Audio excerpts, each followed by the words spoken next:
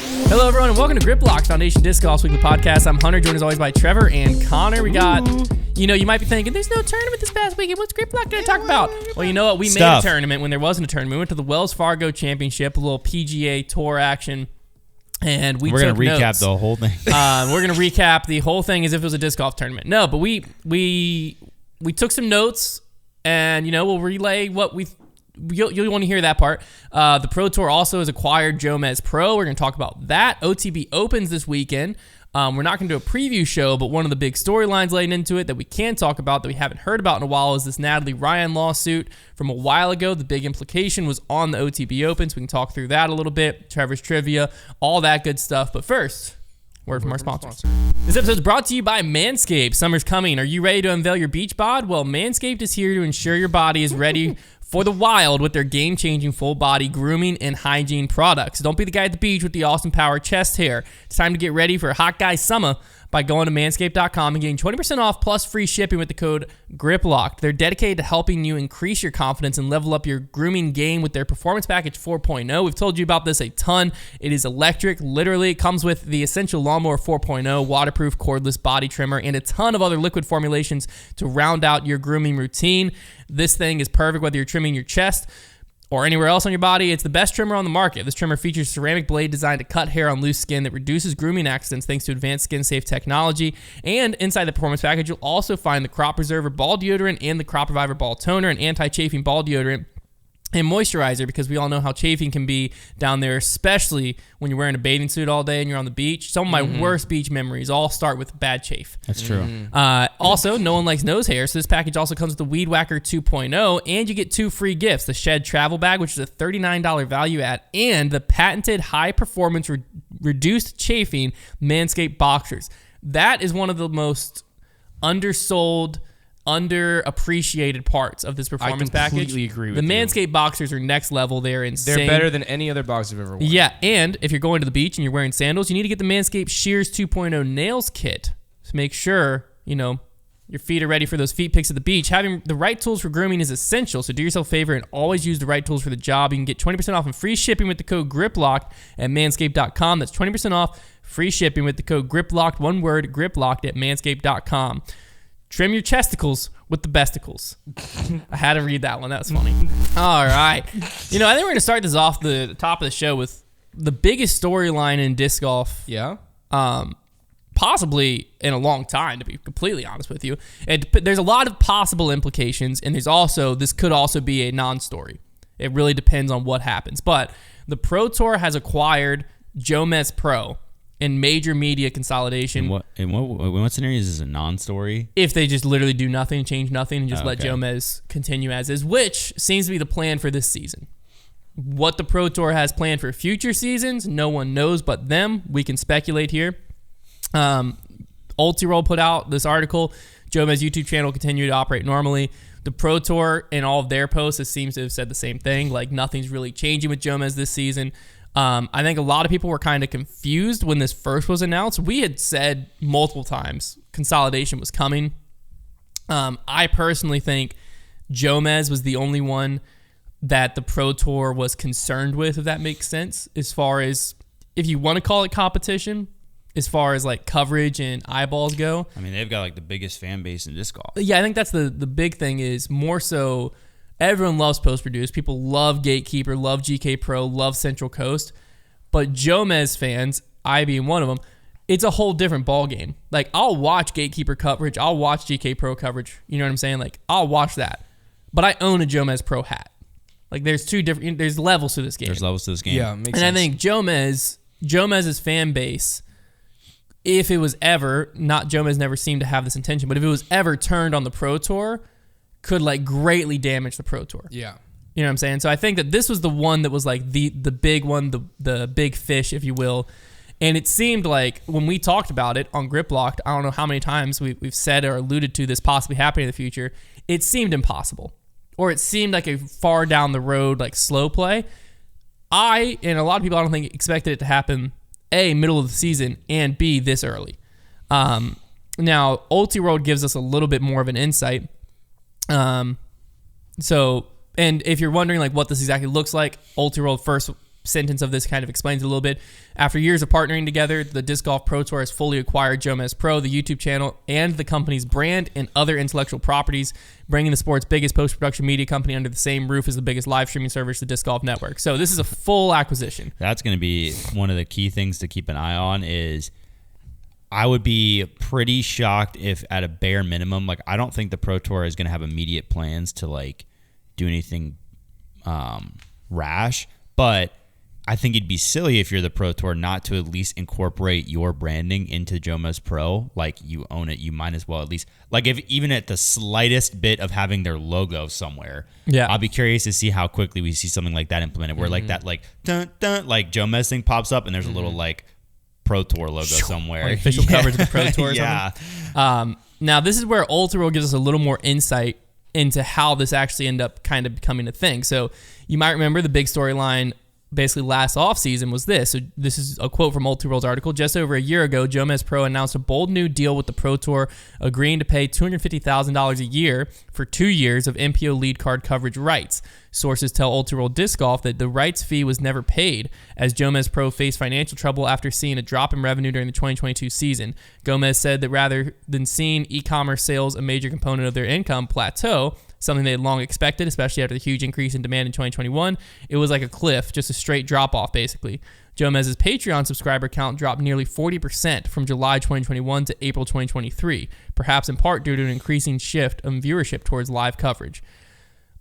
So the Disc Golf Pro Tour and Jomez reworked their agreement and set out on a path towards an acquisition. This season, Jomez camera operators have been providing the footage for the live broadcast, which is fascinating, something the company had resisted in the past, and Jomez also took over the coverage of FPO lead card at Pro Tour events.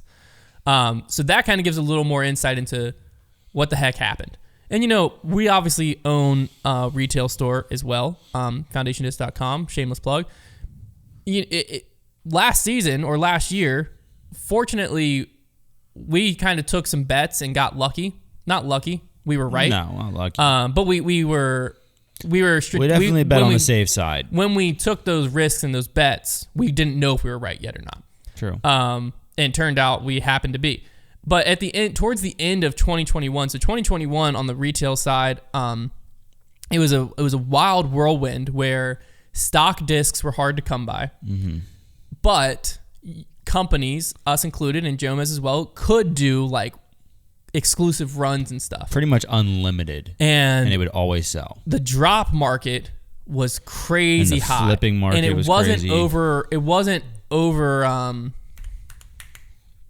Oversaturated. Oversaturated yet. It wasn't oversaturated yet. So the 2021 year was a crazy year where drops were happening left and right. And I think one of the key things was people didn't know even if it was a stock disc, if you got Zeus's in, because of the COVID shutdown and production was still trying to get back into its normal flow of things, plus you had the influx of new players. If on our site, for instance, if we got a shipment of Onyxes or Zeus's, or it was mainly Discraft for us, but if we got a shipment of like an Onyx, customers wouldn't know how long until they were going to see that Onyx again. Mm-hmm. So a customer that would typically only want one Onyx to replace theirs, or this one looks cool or whatever, we're buying at times like 3 to 5. Because it could be months till you see this disc again. In addition to that, sometimes the only way you were finding molds were drops and new players coming into the sport. I mean, you're seeing plastics and stuff that you've never seen before. You're also just falling in love with Jomez. You're just falling in love with disc golf. It was an exciting time to buy discs. And on top of all of that, there were still stimulus checks going out. Yes, a big part of it. But everyone in disc golf, and I know I've talked to Jomez too, everyone knew this isn't sustainable, like this huge spike. But the question was, where is it going to plateau? How far is it coming down before it plateaus? And in my experience, what essentially happened, it seems, was 2022 came, and there was at points where, mainly because you had to shift how you ran your business, there were points where, yeah, like he said, it felt like a cliff. Like it felt like things just disappeared. The tough part is, for us at least, what it was the 2022 season was a shift away from custom stamps, drops to stock stuff. Mm-hmm. Jomez doesn't really carry stock stuff. Yeah. So Jomez, I think, had a lot of money invested in merch, discs, stuff like that, and boom, people aren't interested in that anymore. They got kind of like not sick of it, but like the growth wasn't happening as much. So the new players that came in already had bought up a lot of that stuff and they don't need more. So it was an interesting shift, the 2022 season. And this isn't a unique to Jomez thing. I think a lot of disc golf companies have felt the blunt end of a tough year from last year. And, you know, it wouldn't surprise me if Jomez is the first of several, you know, that maybe not fall, but I think we can start seeing things happening. But it was a rough year is all I'm going around. And so that's kind of, I think, what ended up happening. I'm also fascinated, though, from the 40% drop from 2021 to April 2023 in the Patreon subscriber count. The Ultra World article is estimating that possibly that's a shift towards live coverage. That's a big number to be a shift towards live coverage. Yeah, I don't know about that. To me, that also just looks like a boom and a drop. Like that's just like what the market. I think a lot of people expected the disc golf industry to boom and then plateau at where it got to, or even plateau maybe just with a little dip. But really, what it did was it boomed and dropped. The boom was so big that the drop was also going to be big, even if it was staying above what the old norm was, which it did. Yeah. So like I think that's just a tough thing to anticipate because we didn't really know what the retention of disc golf was going to be like, not only from just a people playing standpoint, but from a customer standpoint, when you had so many people that was like their only option as a recreational hobby. Mm-hmm. So like, you know, we're talking about people who normally might be even playing high school or collegiate sports. They're not doing that right now, but then all of a sudden if that stuff starts back up, their time is not going to be like it was a very weird scenario for the sport to be in. I mean, realistically, because like year over year, I think in disc golf, it's typically like a 15 to 20% growth, something like that is what I've seen online. I think that makes sense. And I think what ended up happening is that year, it was like 100% growth. Like it was a crazy growth. And then I think it fell to probably be the true growth number, probably like 25 to 30%. Yeah. But when you had that 100% spike, that's a 70% drop. And here's the thing, like with Jomez, is at the end of the day, you know, they were on an interesting path because they never owned the rights to the coverage. You know, obviously they were already going to have to shell out a ton of money. You know, the writing was kind of on the wall that like eventually, if they want to stay in this game, they're either going to have to keep paying crazy amounts of money because, you know, that's just what it's going to cost, or they're going to have to merge with the Pro Tour. We talked about that a lot. And so this happening, at the end of the day, you know, people are going to get to keep their jobs. You know, it says that Jonathan even got a percentage of equity in the Pro Tour, so good for him.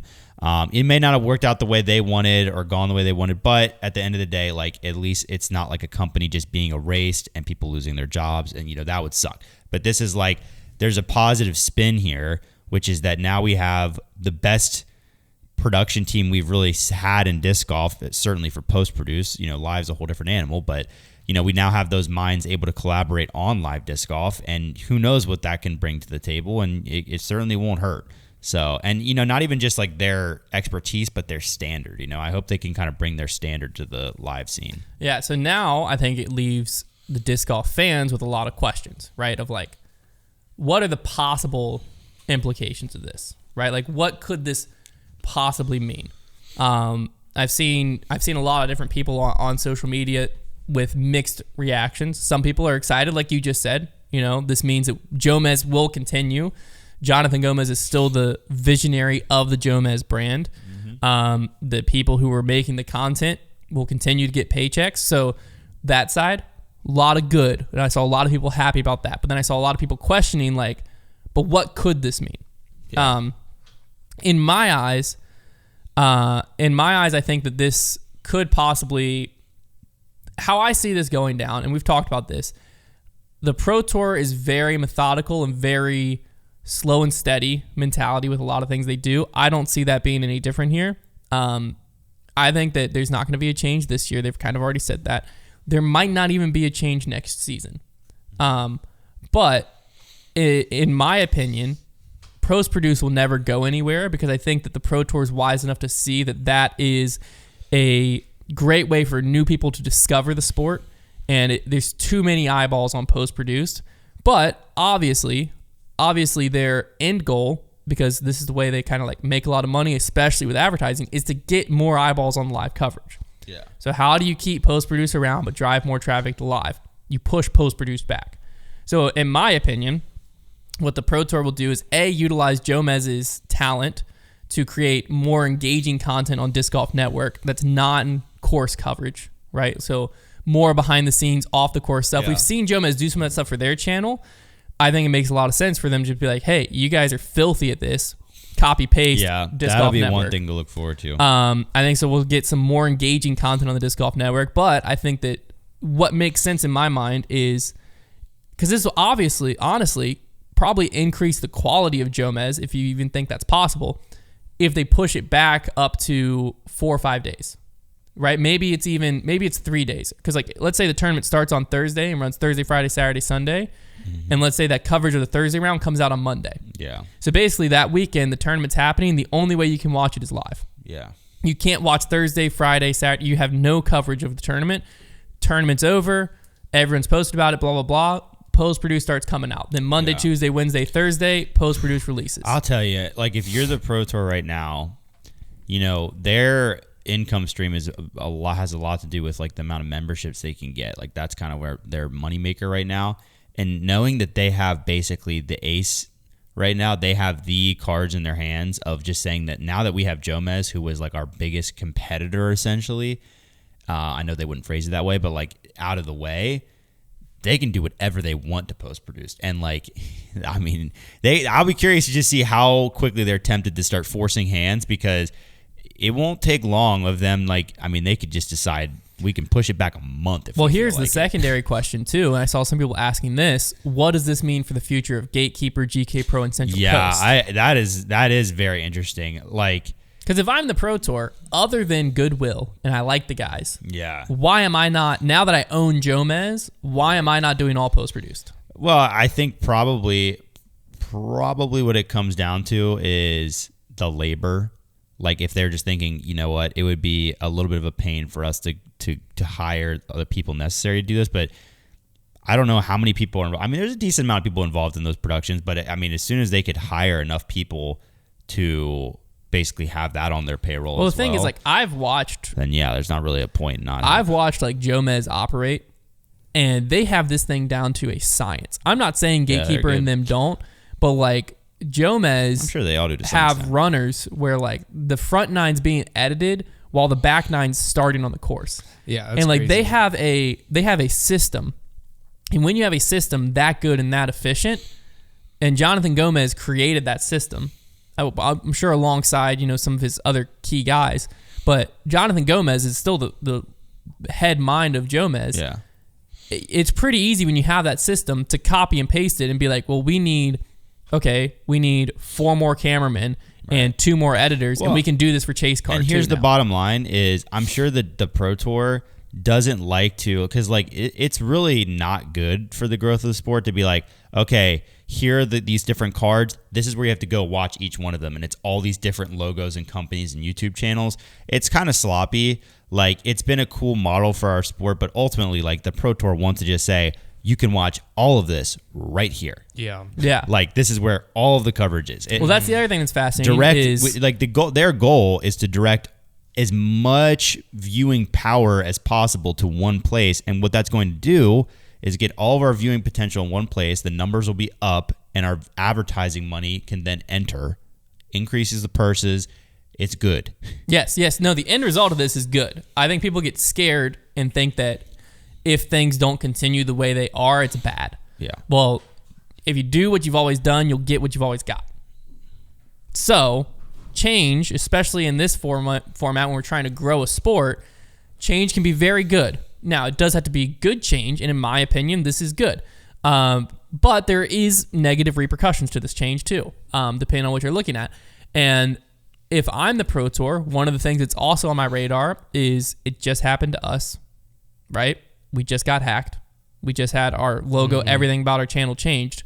Yep. Reason I'm saying that, very easy to do once you actually are inside a YouTube channel.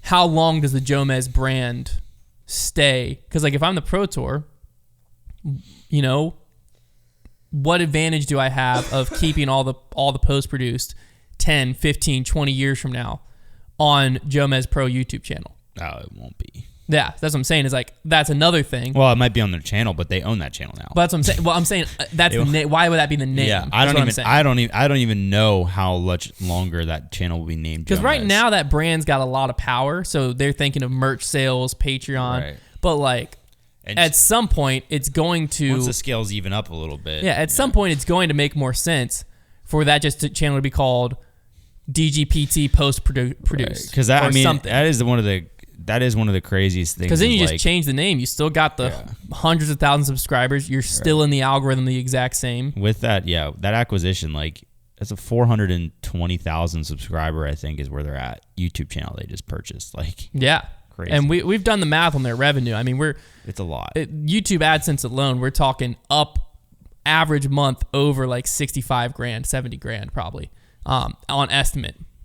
So you got a big cash flow in there, and that's before you sell a single ad on it, which the Pro Tour can now a lot more easily package, and every dime of that goes to them. Mm-hmm. Yeah. So there's a lot of good for the growth of the Pro Tour, but again, growth of the Pro Tour, 5, 10, 15 years from now, why do you need GK Pro, Gatekeeper, Central Coast? Easy answer, you don't. Now that you own Jomez. I will say the good news is that I would imagine that if the Pro Tour goes to like get rid of those coverage groups, they'll probably hire those people. Like if they're gonna look, that's to the easiest thing, right? So like hopefully that's how this all, like when you have this consolidation and it's kind of just like a downhill avalanche at this point. You hope that at least like people can stay in a job in some extent. Like that's the best case scenario. Well, what's crazy is... But I think it can happen. Disc golf is pretty good at taking care of people like that. What's crazy is to think about, and if you would have said this months ago before all this information came out, I would have laughed at you and said I wouldn't agree. Jomez might have been the cheapest for the Pro Tour to get. Because Jomez was in debt to them $500,000. True. And hadn't paid, as according to the Ultimate article, hadn't paid. Well, the cheapest, I don't think any of them would have had to cost anything. I mean, there's like some fair play going on, and like Jomez, like we said, like they had to tiptoe around Jomez a little bit because how powerful that fan base is. But all it takes is for them to go to Central Coast and say, you want to cover us, you are now us. Like they can play that card, and it's not like they have done a lot of things to make themselves like stay in the favor of the fans, and like because there's big communities that love Central Coast and Gatekeeper, GK Pro, but ultimately they can have whatever they want. Yeah. It's definitely the next few years are going to be very fascinating to watch what the Pro Tour does. And Jeff Spring we trust at this point because the Pro Tour is going to have a lot of power. Yeah. And you know what? From everything I've seen with the Pro Tour, I am okay with that. They've done a good job. They have managed the sport very well. I think that they've taken good care of the players. I'm going to be really scared if all of a sudden they take a different direction. It's like, oh man, they've got all the power. No, yeah, but I think our sport's in good hands. And I think Jomez is in good hands. And I think if you take a step back and you watch kind of the changes that will happen, like if the Jomez logo is suddenly gone off of coverage, that's not going to happen this year, probably won't happen next year, but it probably will eventually happen. Mm-hmm. People are going to freak out. I feel like don't freak out. It's the growth of the sport. I feel like the Pro Tour is, I don't 1,000% know the answer to this question, but I feel like they're getting to a place where they probably need a more sophisticated leadership structure. Like right now they have an owner and a commissioner, but they don't really have a board, do they? I don't know. I don't know. I don't know if there's got to be something in place, but like obviously Jeff does a great job as commissioner, but like his stuff has to be more. That's not his title, I don't even think. I mean, that's his role, but I don't think it's his title. I thought it was. No, I'm pretty sure he's just the director of the Pro Tour. Or director or whatever it might be, but I feel like his role is mostly ops. Whereas, like, I feel like you have to have a board to make the big decisions and like vote on things and whatnot. I don't know. It's like they're just gonna I'm just thinking like the DGPT at this point is getting to a spot where like they are gonna get really big, really, really fast potentially. Like there's nothing in their way. Let's see if I can figure this out. Does he post blogs on the Pro Tour? The Pro Tour's website, man. He's considered Disc Golf Pro Tour director and CEO. So I guess he is considered the top dog.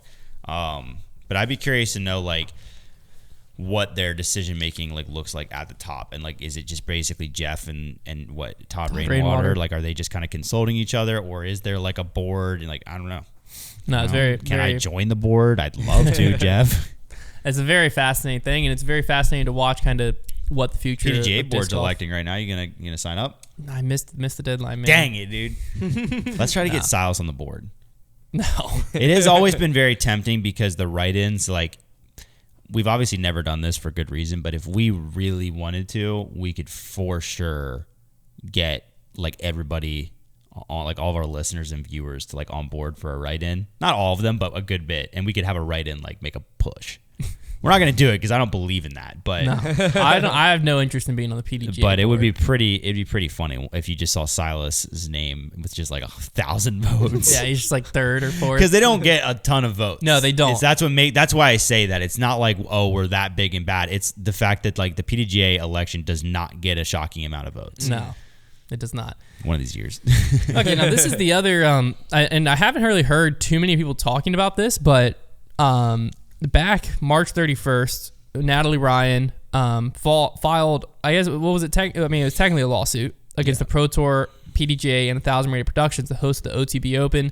And it was basically the whole lawsuit was surrounding the OTB Open and a Californian state law, specifically the Unruh Civil Rights Act.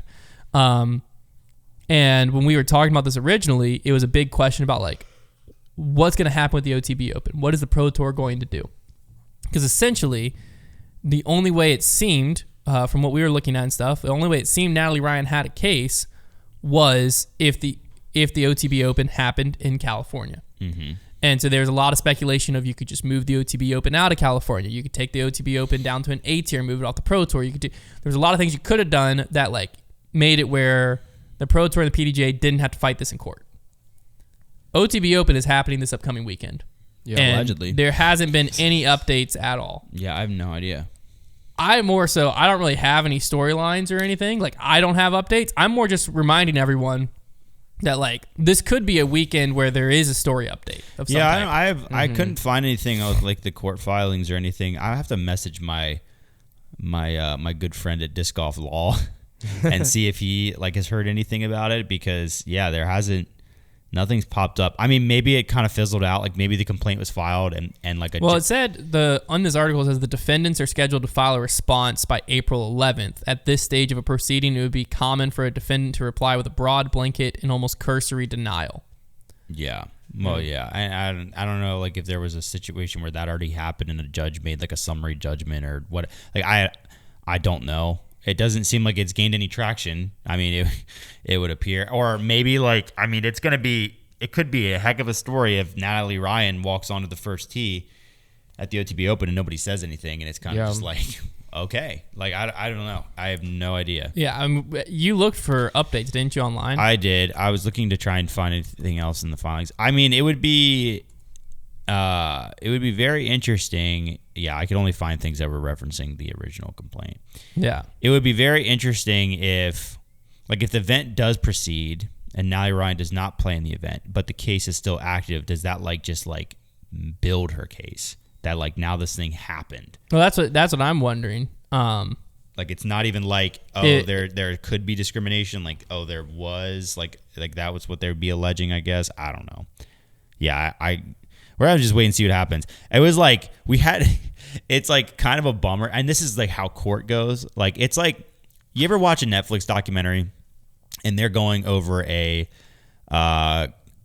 that surrounds court in general on Netflix. And you will hear the timeline and kind of brush over it. But you're like, oh, wow, that was 6 years from the time that happened in trial to this happened. That's how it seems to work. And so, with this Gannon Burr and Natalie Ryan lawsuit, both happened, popped up within, a few weeks of each other. And we were like, this is going to be just breaking news every week. Oh, my gosh, disc golf journalists are freaking out right now. And now it's just been we don't know what's happening in Ireland. Yeah, because, so... this will be a really interesting story in a few years. Yeah, it's... I don't know. So the main request in this complaint... plaintiff, which was Natalie Ryan, requests an injunction against the Pro Tour to prohibit it from conducting business activity in California as long as it continues to violate the rights of Natalie Ryan and other transgender women. Natalie Ryan requests an injunction allowing her to compete in the FPO division of the OTB Open in Stockton, California in May of 2023, wherefore plaintiff prays for the relief is set forth below, and then count 2, it goes unfair competition. It goes into more stuff, but like those are the two main things that were time sensitive regarding this weekend. The complaint, which lawsuit, I think it turned to a lawsuit. This is just a complaint. Wanted to prohibit the Pro Tour from conducting business in California as long as it continued to violate the rights, and allow Natalie Ryan to compete in the FPO division. And again, that's 4 days from now. So with no update of this, I'm assuming OTB Open is going to go on as scheduled and nothing's going to happen. But it is an interesting one to your point of like, I wonder if this adds fuel to the Natalie Ryan case fire, where it's like, okay, before it was she's not going to be allowed. Now it's she wasn't allowed. Or maybe she'll just tee off. We'll have to ask our newly graduated law friend. Yeah, it's going to be very fascinating. But I'm more so, we don't really have a storyline with it. I just wanted to remind everyone that this is a pivotal part, I feel like, in the case. Yeah. From a non-law mind of mine. I have no idea if this actually is pivotal or means anything at all. It just feels like it should be. So I wanted to say it. Feels important. It feels like it should be important. It's a bullet point in the grand scheme of this. Yeah. All right. It's time for the fan favorite segment, Trevor's Trivia. Okay. What do you got for us, Travis? Come on, hit him with it, Trevor. Hit him with it. We're doing a little bit of a Jomez situation. Oh, okay. All right. He needs you to hum the theme song from Jomez from 2012 to now. Guys, we're gonna get copywritten from the Pro Tour. Nah, dude, That's funny. Oh, Thank you. back on you. Okay, so the way we're gonna do this is, I feel like I've done a game like this before, but it's been a long time. Okay. So the way we're gonna do this is obviously only considering Jomez videos. We're going to go back and forth, and you guys have to name a Jomez video. So this would be like a year, an event, a round, and a front nine or back nine. Like that's what you'd be naming. And you're trying to go for the most views possible. You each get 3, and your total at the end is your total. Okay. Me first or you first, Konner? Rock, paper, scissors it off? The winner decides. And it has to be a coverage. Winner picks. Like you can't say Paul's 18 under at toboggan, like because they made a video for that. It's got to be a coverage. Rock, paper, scissors, shoot. All right. What do you want? I don't know. That didn't help me because I was going to say Paul's 800. Oh, so you're going first? Well, you could pick the front 9 from that year if you know the year and the event, but like you can't take like the video where they made the whole thing. Here's what I will. I'm gonna throw one thing out there. This is not really a hint, but of Jomez's top viewed videos, there is one video that sits above the rest. That it's their most viewed video, and it is a coverage one. I don't know why it is. Okay. But that if you guess this one, like it is going to, like you probably will win. I'm gonna go. But I don't think anybody will. It's pretty random. 20. I'm just gonna throw stuff out here. Okay. I'm not gonna think too much about it. Okay. I'm gonna go 2018 USDGC final round back 9. Oh. What year did they stop covering USDGC? Yeah, they covered that, I think. Final round back 9. Yeah. USDGC 2018 lead final back 9. Not good. That's fine. Man, they were not getting a lot of views back. Like their views have just gone up, I guess. Or something. It's only 352,000 views. Okay. I was wondering, at some point, whatever year USDGC went live, the first year or two, they made Jomez wait a long time to post it. So people didn't care when it came out. I'm just thinking of the ones that I watched on Jomez a lot. That was the year they did that sick promo video. My first one is 2021 Worlds back 9. Which round? Yeah. Final round. Okay. Back 9. The James Conrad throw in. Yeah, that makes sense. Wow, great guess. I was just thinking that has to be because that moment was the most seen. But I don't know. Final. That's a good one. F9. I think final back 9 lead, 1.5 million. Come on. It's one of the better ones. It's pretty good. Yeah, that's a good one. But I have a guess at your random one because there's one that I remember. It is. There's one I remember thinking, why does this have so many views? It's not like insanely random, but it's like, I don't really know why that one. It's because it's like double their next most viewed video. Yeah. Like it's insane. All right, Konner. I'm going to go. I just feel like this could be sneaky. Get sneaky with it then. I'll get sneaky with Oh, it. he's got sued by Brody. Can't say get sneaky. Gosh darn it. That won't hold up in court. Get freaky with it. I am just gonna go for randomness here. Okay. All right. I'm gonna go. But it's so difficult with live coverage now. So that's what makes me want to go older, because the older I know is more likely that they got more attention than the live coverage, but they get more views now, which is. I mean, just remember that live coverage gets like 5,000. Yeah. All right, I'm gonna go. It's on YouTube. Stop this little shtick, man. When it's on YouTube, it gets like 20,000 Okay, if it's on views. YouTube, it gets 20,000. And most that's of not it- going to change a video having 1 million views. 20,000 concurrent. Right, but like, All right, I'm going. and also it isn't on YouTube anymore. But most of the coverage would be. Because it's just Did this year's they? first year. Did they cover? You don't get to ask that question. Yeah, that sucks. All right, I'm gonna go 2021. But see, I don't know if they covered this, but I'm just gonna put it out there. You're going to risk taking a 0? Gotta risk it to get the biscuit, man. Okay. Because I feel if they did, it'd be a good one. Okay. No, they didn't cover it. Okay. They didn't cover it. I was gonna say USDGC final round. They did not cover USDC in 2021.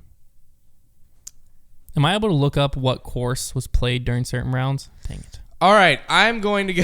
I gotta get out of here, man. I gotta get out of here right now, because I've been on it for too long. My brain is stopping to work. Yep. I'm gonna go 20. What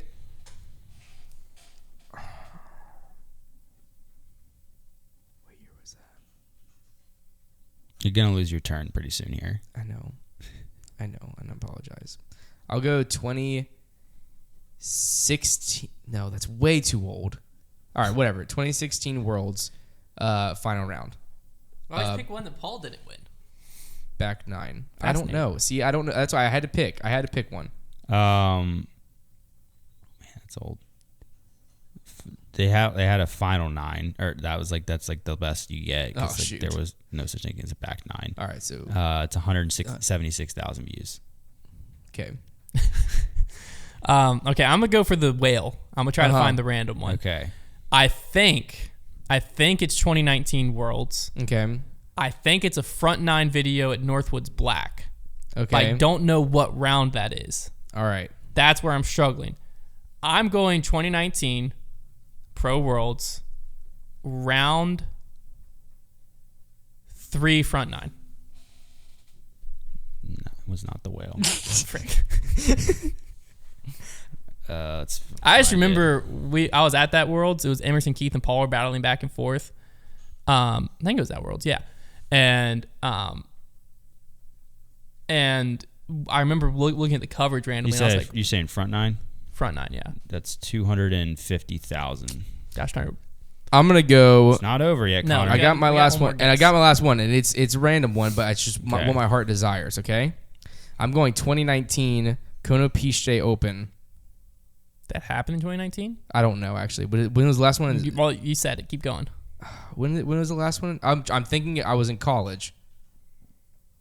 It could have happened in 2019. Don't go with me. I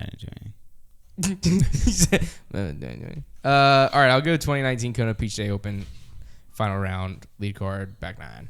Yeah, it doesn't exist. Okay. Um, When was the last Konner PGA Open? This is a separate thing. I'll look it up. 2018 is I'll when look it up. Eagle won. 2018, I think. Yeah, that might have been what I was looking for. 2018 Discraft Great Lakes Open. What round did Paul shoot 18 under in? Is the problem. Oh, it doesn't really matter. You already won. No, but I'm trying to play the game the best I can. I respect that. You respect me. I think he did it in round I tried my very hardest. 3. So, yeah. 2018 Discraft Great Lakes Open round 3. But would people want to watch the front 9 or the back 9 of that round? People probably just want to watch Paul's 18 under separate video they released. But I'll just go round 3 front 9. Round 3 front 9, 2018 Great Lakes Open, Jomez, 150K. Well, just letting you know, Konner PGA has like 115. So The whale, you were very close. It was the final round front 9. Of 2019 Worlds? Yeah, and it has 5.5 million. I knew the it was heck? 2019 Worlds. No reason. that's crazy. When I said 2019 Worlds, your heart skipped a beat a little bit? I was like, wow, you're onto it. Like I thought you were gonna get it. I couldn't. I just knew that Worlds had crazy views. Let me. But like last I looked at it was like 2 million. I let just me name realized some that other big whenever ones that I y'all was like missed. watching Jomez like a hawk, I was apparently watching them as random events. Well, I mean, it's still like that. They did fine, but like if you wanted to get the big ones, you would have needed to go for like the World Championship rounds. Like 2019 Worlds back 9 was 1.6 million. 2021 Worlds, that one was gotten. But like another one of the 2021 Worlds, like the front 9 had 1 million views. Like that was kind of where you had to go, was with the Worlds. That was a good game, Trevor. I like that it was Jomez themed. There's random DDO that has like 6. I will say, like, other than those like 3 or 4 that are like huge, then it drops off quite a bit. Like 5.5 million. I don't understand how that video did that. Great. Yeah, well, I remember front 9. looking at it. Are there 5.5 million people that play disc golf? No. Probably, actually. I just remember looking at, and it was at like 2 point something, and I was like, why is this World getting so many views? But I didn't remember the round at all. I just knew it was so 2019 crazy. Worlds, and I thought the thumbnail was Emerson Keith at Northwoods Black, but final round should have been at Eureka Temp, so it wouldn't have been. That's also the round where Ricky had like a throw-in attempt from like 150 feet out with his pig, and everyone thought he threw it in. Missed it though. It was electric. Ricky made like a storming comeback, but then Paul won his first world title with Discraft, so it makes sense. But Yeah. That was big time back then. but first round. no, final round. Final round, front 9. Oh, okay. Yeah. Yeah. I just knew it was 2019 Worlds, but for some reason I thought it was at Northwoods Black. Anyways, all right, final storyline. Trevor and I had the opportunity. Konner had the opportunity to turn it down. You know what? So You know what it was? There was no Worlds in 2020, so when everybody got into that's disc golf, probably it too. They went back to the first World what it was. Championship. We went to the Wells Fargo Championship, a PGA Tour event in Charlotte, North Carolina. And obviously at Disc Golfers, we've been to a lot of Pro Tour events. And so I was very excited to see. I've never been to a Pro Tour event. Even to a major at least. I've been to USDGC. USDGC is honestly... I've been to what is said to be the best disc golf event. Yeah, that is the best to attend. It is. They do things a step above what the Pro Tour does for USDGC. So I was very excited, and I know Trevor was too, to see what is the PGA Tour about to do different that could possibly be applied to disc golf. First off, you walk in, and well, the tough part with 99.9% of what we experienced this weekend was none of it's applicable until there's thousands and thousands of people there. Like, the reason the PGA Tour can pull off the stuff they pull off is they had 25 plus thousand people there. This is not a like, oh, this is why the Pro Tour is so much stupid. No. This is a like, here are things to consider. And some of these could be implemented. Might not be worth it yet, but like, this is more of like, wow, these are things that we never thought of. So I'm just trying to think where to even begin. I'll start. And we'll kind of, because so first thing that happens, we shuttle there, we walk in. The entrance is obviously gorgeous. You've got like this fountain with a giant trophy, like replica that Very cool. they have staff like taking. I posted pictures. a picture. The volunteer and staff there, bar none, the greatest operation I've ever seen in my life. It was ridiculous. So many staff. They all knew exactly what they were doing. Super nice, very helpful. But you walk in, first thing they hand you is a free pairings guide. It's like this little pamphlet thing, and it tells you everybody's tee time, what their names are, and there's a different one for each day that you're there. Like, it'll say like Saturday pairings guide. And this is the detail that blew my mind. Because like when you're watching these golfers walk up the fairway, you're kind of squinting like which one is which. On the pairings guide, so in golf on Saturday and Sunday, they play just in pairs, two of them. And the caddies obviously were designated bibs. Well, each pairing, one of the caddies had a bib with red on it. One of the caddies had a bib with gold on it. And guess what? On that pairings guide, if I wanted to look for Rory McIlroy, it would tell me which one his caddy was wearing. So if I knew his group was walking down the fairway, I could say, oh, he's the one standing next to the gold. Like, just details like that. And what I didn't think of this detail is on Sunday, it was the same. Meaning they had both caddy bibs for every single caddy. Yeah. Because, like, they had to, like, if I was red and I got paired with Konner the next day, I had to be gold. Right. Yeah. That was like the first detail I saw where I was like, oh boy, like these people are not playing around. Because like what a little niche thing, doesn't take really any effort. Just like, hey, have two different color things. But it makes the viewing experience already better. Because like I used that a couple times. Oh, I know my first thing I noticed. Okay. So we get that, we keep walking. Right. First thing we did is we went straight to the merch shop because I'm wearing the shirt I bought. I wanted to get merch to represent being there. Yeah. Back into the merch shop is like the driving range. Players are warming up, blah, blah, blah. Well, at a golf course, like a disc golf course, to get from warm up to putting green to clubhouse to first tee. Yeah, this is freaking crazy. You had to walk, right? A lot of walking. So we're walking up, and Rory McIlroy's on the driving range, and he's walking over to the putting green, I think. Or we were trying to get to the first tee because Rory was going to tee off sooner. He might have already teed off. So we're trying to get to the first tee. Players are walking. We start walking. And out of nowhere, we get like 10 feet away from, we're just walking, and this volunteer was like, stop, and walks across with a yellow rope. No player asks him. The player doesn't slow down. The player is walking from the driving range to the putting green, has to walk across the path.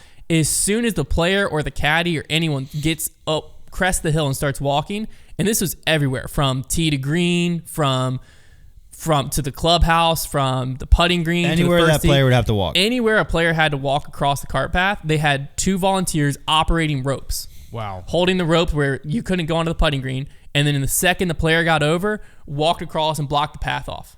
Wow. And then the player walks through. It was like someone was like rolling out a carpet for a player to walk on, so their feet didn't touch the ground. It's like, think about like a drawbridge system. Like they had these everywhere. There were just always these spots where, like, if you were around the green, that you could always tell because it was a yellow rope, so that's where you'd want to go if you want to get near the players when they walked off the green. Mm-hmm. And they always had volunteers manning them. And yeah, as soon as they saw them walk, they would basically they would take it across to the next section of rope, and they would create this like path for the players to walk through. And they were just always attending them. The player never had to say a word. So, it was seeing that was one of the coolest things, was the way that they'd work the rope system. And it sounded like such a little thing. Like Brody, I think, had told us about it before. Oh, but it's so cool to see in person. When you walked up and that happened, like I was just like, everything that was being done at this event just gave off a vibe of such professionalism.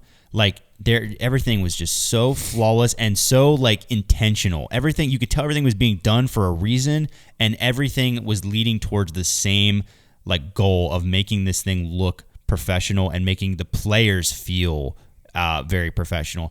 The next thing I guess I'll tell you about is the just condition of this property, which is, I have never in my life seen such a well manicured, like the grass. I wanted to put it in my pocket and take it home. Like there was no weeds, no dandelions. I don't know how it's possible. I don't even understand it. The fairways were so pristine and cut so perfectly, and like you could see the line. Like there was a perfect straight edge. This doesn't matter in relation to disc golf, but it mattered in my heart. There was a perfect straight edge between the two types of grass. Like when you got from fairway to like the green, there was just like the fairway was like darker green, and the grass they used for the greens was a lighter green. How do they do that? There was a perfect, because they're different plants kinds don't of work grass. that way. Yeah, they're different kinds of grass. And like the pine straw underneath trees that was perfectly circular. Like there wasn't pine straw going into the grass. And people are trampling it all day, every day. Yeah, didn't matter. Dang, dude. I don't know. And well, it's crazy. They had mowers out the second the day ended on Saturday. They're already getting their mowers out to like get the paths. Because again, this part doesn't matter in relation to a Pro Tour event. Well, it mattered because it made you feel important. Being like you felt exclusive. It will matter. It's a future thing. It's a future thing. But right now, this has nothing to do with it. But there wasn't a dandelion. There wasn't a single weed. There wasn't a thing of poison. It was grass, or it was pine straw, or it was asphalt for the part, and that was it. And they were all perfectly separate. It doesn't work that way. Like I told Trevor, I was like, do you think like I would get shot if I brought a dandelion and went into this grass right here? Like, what would happen? Because as I was telling Hunter, he was like, how does it not spread? And I was like, well, Hunter, I don't think there's any here to spread. Like, if there's, like, it can't start from anywhere. Yeah. So another thing I will talk about, because, we could go on and on about the grass. Like, ultimately, like, that's just a thing. The like, grass, it sounds so boring, but, like, you stepped on it and it just felt so ShotLink, squishy, too. Oh, ShotLink technology is probably the next thing I'll talk about. So, obviously, right now, we have UDisc Live. And UDisc Live works, it's volunteer system. Now, I will say, volunteers carried out a lot of things that happened at this tournament. I would argue almost most of it. And so that, like, volunteers can get things done. I'm imagining their training process was extensive.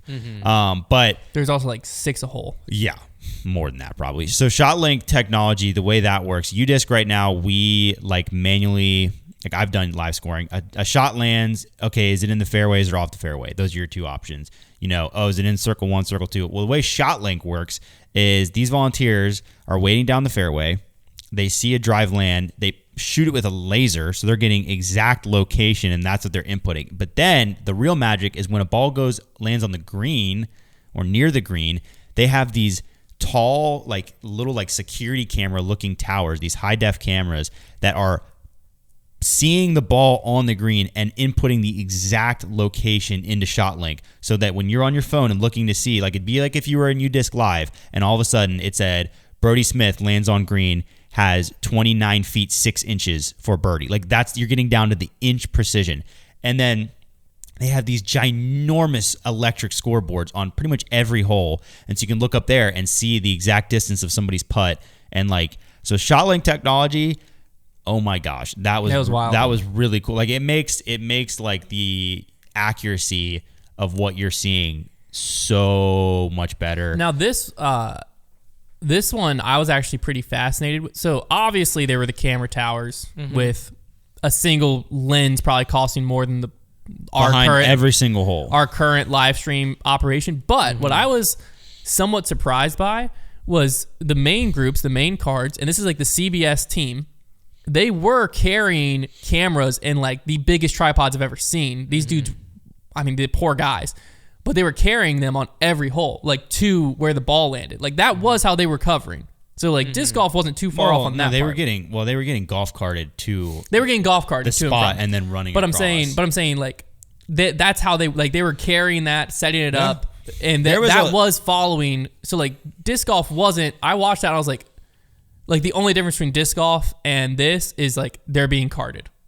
Right. Realistic. But they're also carrying probably 50 times heavier equipment. Also, the cameras are so much nicer. But I was saying, like, I was surprised by that, because when I think of golf coverage and you see it on TV, I'm not thinking that there's a cameraman is actually, like, other than like the like gimbal camera guy, like with this getting like the up close shots, it was being used for like it was like coverage of them like talking to their caddy and stuff like that. It was literally just a guy carrying a camera. It was like a 5-man team on the fairways. And like, one of the great things about golf that makes it a little easier is like, these guys are so good that almost always they're landing on or very close to the fairway, and you know where they're going to land. Yeah. So, like, it's not like you're hitting an early tree like you would in disc golf. They were waiting up the fairway. So you can wait up the fairway. How they were able to be carded was the tee shots were covered. They didn't have to cover tee shots. So the tee shots had the tower camera covering it. So they were already mid fairway waiting for their drive to come in. Because like Trevor was saying, a guy's drive was not going 20 yards and hitting a tree, and you have to like they were 300 yards down the fairway, and if you're off by 50 yards, you have until the guy walks for you to figure out where you're going to be. And so they were waiting down there. They would capture, but then they would move up to the green, and on the green I noticed each cameraman was assigned to a player. Yeah. So like if Konner and Silas were the 2 camera guys, right? Konner his camera is only on me, and Silas's camera is only on Trevor. So like, no matter what was going on, and the dudes were robots. They were fast, dude. The way they popped that tripod out, and then this has nothing to do with this, but they popped that tripod out and got that thing level, and then the smoothness of their movements. Yeah, they're legit. I mean, it was insane. It was like you had to remind yourself a few times, like, oh yeah, this is CBS Sports. Like they are the best. Like this, we were watching the best cameramen. That like this is as good as live production sports gets. I'd love to know how much one of those cameramen are being paid. Oh, probably really good money. Yeah, and it's an awesome job. And like, He literally was moving we're like a walking, robot. and It we're was- walking past hole 18, and like right up there in the booth, like with one piece of glass in between you, like there's the back of Jim Nance's head, like doing the broadcast, like the commentary. It was also cool. Jim Nance had a three monitor Yeah, you could see their setup. monitors. Yeah. Setup one was the broadcast. On the left was his like kind of like a teleprompter, but it just was more so like what I saw was it was reminding him like progressive shot of the day, hole 16, like that. And on the right was the scoreboard, and the scoreboard had the full like normal top of the leaderboard, and then the bottom left had like best rounds of the day so far, and like that was being Yeah, updated with the best rounds. pretty So like cool. he had the information he needed to like read off the stats and stuff. That was cool to see. Yeah. But the big thing that I think this is what disc golf could start looking at now, because a lot of that was more eyeballs means more money, means like the Pro Tour, I'm sure, would love to have tower cameras and like, Right. but it's like Sure. you can't just snap your fingers and make the miles of optic cables that in the microphones on every tee, and the dude with the freaking hot mic that was like the size of its tall as me, and he's just like holding it, listening to the caddies. I will from say, like 500 feet away. The dude's like, I know disc and I'm like, golf. I know he's hearing their every breath they take right now. I know disc golf right now, like sound mixing is probably one of their biggest weaknesses on the broadcast. Like it's a lot of it comes from the fact that they're like not on site, but man, like the sound mixing is not great. But I will say like that is one thing they should work on, because like having those mics, which that's not unreasonable to get mics like near baskets or near players, like while they're discussing shots. But having more hot mics is really immersive, because like my favorite parts of watching it live were when you could get close enough to hear players and caddies talking. Yeah. So fun. It was interesting, very fascinating. But that was another thing too, is that doesn't really happen in disc golf that much. Like, yeah, true. Caddies were talking players through shot. Okay, the rounds, it was a long course, but the rounds were going by quick, but players were taking a minute for a shot every time without fail. But I was like, how are they playing fast? The players would hit their drives. Bro, they walk so fast. They like, you blink and you miss them. Like they would literally have tap out putts left, like 3-4 feet, and Trevor and I are like, oh, let's go try to get where like a little bit down the fairway.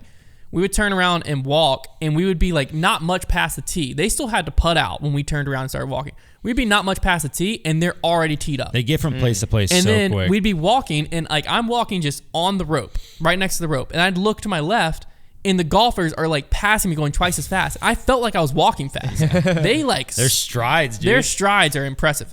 But where I think disc golf could really take some notes was like, as just a fan there, the fan experiences that were there, like there was so much fan integration and like different passes getting you to different places and like different things for you to do. Like one of them that we got to experience was the Wells Fargo Championship. So one of the little things that Wells Fargo did was, if you had a Wells Fargo account at all, so you had a Wells Fargo debit card, Wells Fargo credit card, or I think you could show them your bank account. If you had a Wells Fargo, if you're a Wells Fargo customer, you could get into this Wells Fargo customer lounge tent. Right next to the first In tee. there was air-conditioned bathrooms, free snacks, free golf tees that said Wells Fargo Championship, free pencils. Like none of it cost them a lot. They had a bar in there that wasn't free. But then they had like just some couches and then like seats where you could watch the first tee and you could watch the ninth green. And all you had to do is just show the Wells Fargo card. So obviously that was something Wells Fargo had set up. But you get in there and now you just feel exclusive, because like a bottle of water on that course cost you $5, or it was $3.99, $4. But in there you have these little cups and you can fill it up with water all you want. And like there's little snacks, and like you could get M&Ms on the final day. Yeah. And so like that, I immediately was like, I need to become a Wells Fargo customer, because the only reason I got in there is my brother-in-law had multiple Wells Fargo cards, and it was like, oh, everyone just take one, we can get in. But then like across the way, there's a more exclusive Wells Fargo tent, and I'm like, how do you get in there? Is what I'm thinking. Yeah. And then there's like, you get to the all over the course. On hole 17, they had basically, this was the parts where like some of this you need more people to be able to pull off some of the things, but like they had grandstands all over the place. First off. But then within the grandstands, some of them were exclusive, and then some of them were literal, like 17 was literal box seats. Yeah. Like the grandstands were just sectioned off, and they were all like suites in there that people had paid for to be watching hole 17. But then they had like the fan integration up top. They had like a kids mini golf thing. They had a kids chipping game. They had like short game fan zone thing, which is basically like skee ball. Bro, and talk about the amenities too. Like, they had a room stocked with diapers and wipes and stuff like that was like completely closed off that a mom could go into and change it. Like, they had that kind of thing going on too. Also, the bathrooms, because obviously you're out in the open. Yeah, 25,000 people. I was going to mention. You have 25,000 people here. Got to take care of bathrooms. And this is something that disc golf is slowly starting to run into, right? Like, you go to these tournaments, they got to have porta potties. This was the attention to detail on all of this put together was fascinating to me. Obviously, when you're out at the golf course, the color of the golf course is green. Green grass, green everything, right? Everything that they brought to the course was green and white colored without fail. So the porta johns, the porta potties were bright blue, but they built a like tent around them that was dark green and put them in like the woods in between fairways. So if you were watching on coverage, you're not seeing. Yeah. And then the porta potties were 2 rows in the middle and then a wrapped around row. So there was like 35 porta potties in there. There was no lines for bathrooms. Yeah, and you'd get in a line for a bathroom and be like, I have to pee and I'm gonna be in this line forever. No. This door opens, it's just like It was a great people system. in and out nonstop. That was what I was gonna say. The other thing that disc golf could start taking into account that was great was that color coordination of like grandstands. Like, they wrap. Everything is wrapped. Even like certain buildings that like were used to be a different color, like they are making it all cohesive and blend in so that nothing looks out of place. Gosh, because even like the advertising integration on the front of the grandstands are wrapped in green, and it just had like a Wells Fargo, FedEx, whatever logo just in white on the grandstand. That was the only advertising, unless you were off the course. Then the tents had like, like there was this coffee shop that was there, like Knowledge Perk, I think. Is that a coffee shop from Charlotte? It's like, sure. But they had like, that was a cool thing, is they had like a small business center, and it was all like small businesses from Charlotte got to be in there and vend there. So there was a lot of cool stuff. But it's like the whole course had an HOA. Like, everything had to prescribe to a certain look. And like right now, if you advertise the Pro Tour and you buy an elevated basket, you get to just submit your design. You could make it a giant, like it could look like giant flames were popping out of it if you wanted. And like that just makes things like that thing makes things look messier. It can. And I think it's cool that the PGA Tour clearly has like some restraints on the advertising. And also though, when you have a presenting sponsor as big as Wells Fargo, I mean, like as far as what I noticed sponsorship wise, like Wells Fargo was pretty much everywhere. And then you had the small businesses in their little tent. But then other advertising, you had that healthcare company that had Atrium. they had like some stands out that had like sunscreen in it. That was clutch. Like free sunscreen. Yeah, really nice touch. And other than them, but it was every sponsor of the event. You could tell it was like up to them to come up with their integration, and it was very important to them. So like Atrium Health, they had first aid stations everywhere, first off, but then they had their sunscreen stands, and then they had all throughout the course like 8 or 9 walking tips. So like walking tip number 6 was like walk heel to toe, because you're gonna be walking a lot. So it was like just like a little helpful tip, and it was like these little stands. The sponsorship integrations were so like that is like one of the biggest things. Like if I wanted to sponsor a disc golf Pro Tour event, already. I was telling Hunter, I'm thinking to myself, we should do one of these tents, like this exclusive area, or we could do one of these sunscreen things. Like, as a sponsor, you're going to add so much value if you spend a little bit of money to like hand out free sunscreen. That's or ponchos, or rain ponchos. Like that. That's going to make the fans already be like, oh, shout out to them for providing. So like, there's so many ideas for sponsorship activations, and like it's really cool that you can tell they all want to be. They are all very focused on how they're being perceived at the event by all those eyeballs. But I think that's key, though, is all of that matters a lot to these companies because there's so many people there. 25,000 people on the grounds every day. Oh, yeah. So, like, you're going to have 100,000 eyeballs on your sunscreen little tent thing. All I'm saying is if the Pro Tour, and I'm sure they probably some of them have, but if they have not gone to PGA events, it is just like basically Hunter and I could have gone there and just took notes the whole time on like things that you could start implementing. And one thing that I thought was, because I've heard this a lot of like people who don't want the sport to grow and don't want it to be like golf, and the stigmas around golf and stuff like that. And they're like, well, one of the coolest things about disc golf is like when you go to a tour event, you're just like, you're so close to the pro, blah blah blah. We're at a PGA Tour event, 25,000 people. Yeah.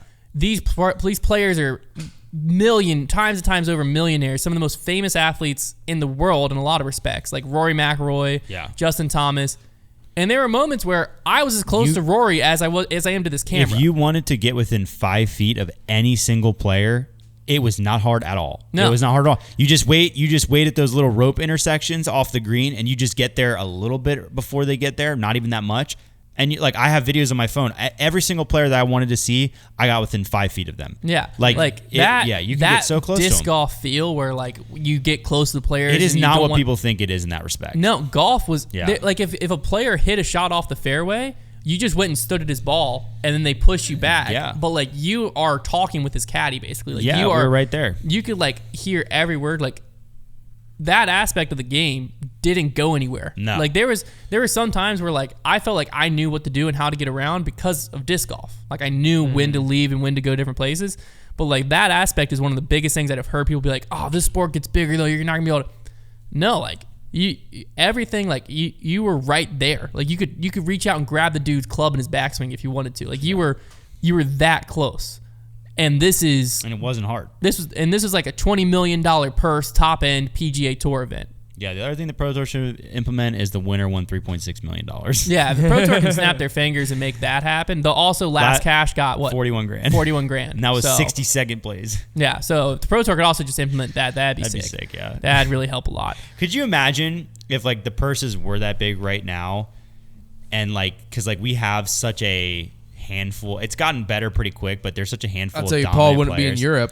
Yeah, that's what I'm saying. But like, or if let's just say this had happened a few years back when Paul and Ricky were winning everything, like the guys would be winning like $20 million a year because they would be hogging the purses.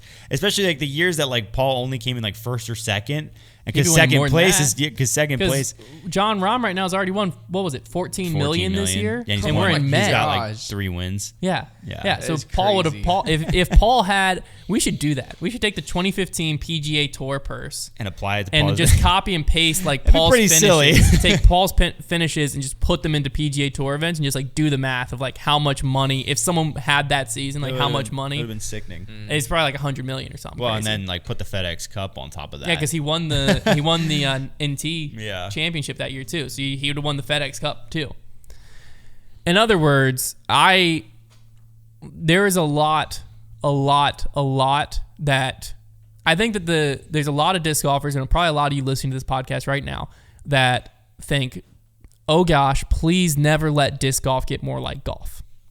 And I understand, but if you have a chance to go to a PGA Tour event, you will not say that again. It's because, not, oh gosh, please let disc golf turn into what I just walked into out there. Yeah. That was phenomenal. It's like not, you felt like I felt like I was a welcomed guest into a different world at this event. It's not like it's some like snobby attitude or anything. No. It's just like they handle themselves with incredible professionalism. They treated you like I said this on the mailbag, I think, before we went, not even thinking about this, but like someone asked like if you were running a Pro Tour event, like what would be your thing? And I said I would want every person, whether it's the fans, the VIPs, the players, I would want every person to feel like that event was made specifically for them, like tailored for them. Like I felt like when we were there, like I felt cared for and thought of because like you were like every person that walked through that door,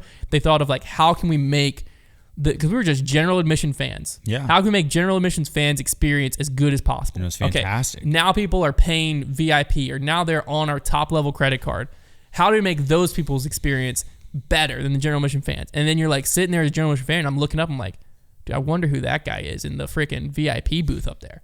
And like everyone had like different tiers. And then obviously the players are being well taken care of. You're watching them and they're like, it's royalty. They're royalty. They're getting It was wild. And they also had designated phone call areas. Like if you were taking your phone, Interesting. If you were taking a phone call, there was like specific spots you were supposed to make sure you didn't interrupt play. It was incredible. It was incredible.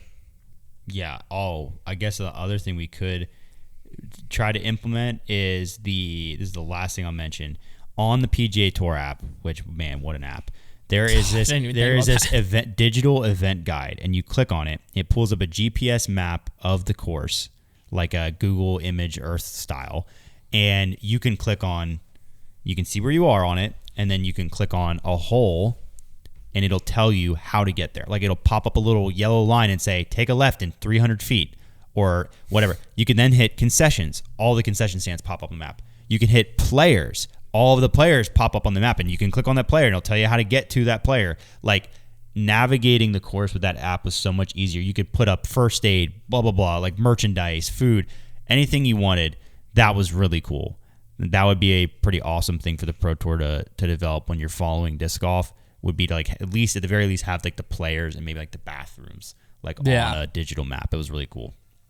It was insane. It was awesome. All right, well, that's Grip Block for this week. We'll be back next week.